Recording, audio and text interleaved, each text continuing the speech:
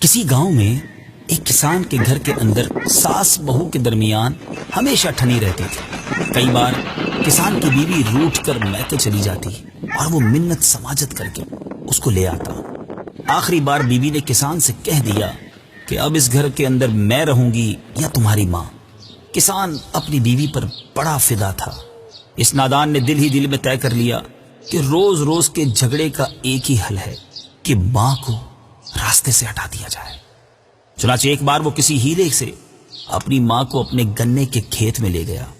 گنے کاٹتے کاٹتے موقع پا کر ماں کا رخ کر کے جو ہی اس پر کلہاڑی کا وار کرنا چاہا، ایک دم زمین نے اس کسان کے پاؤں پکڑ لیا۔ کلہاڑی ہاتھ سے چھوٹ کر دور جا پڑی اور ماں گھبرا کر چلاتی ہوئی گاؤں کی طرف بھاگ نکلی۔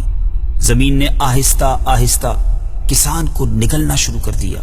وہ گھبرا کر چیختا رہا اور اپنی ماں کو پکار پکار کر معافی مانگتا رہا، لیکن ماں بہت دور جا چکی تھی۔ کچھ دیر بعد جب لوگ وہاں پہنچے تو وہ چھاتی تک یعنی سینے تک زمین میں دھس چکا تھا۔ لوگ اسے نکالنے کی ناکام کوشش کرتے رہے مگر زمین اسے نگلتی ہی رہی، یہاں تک کہ وہ زمین کے اندر سما گیا۔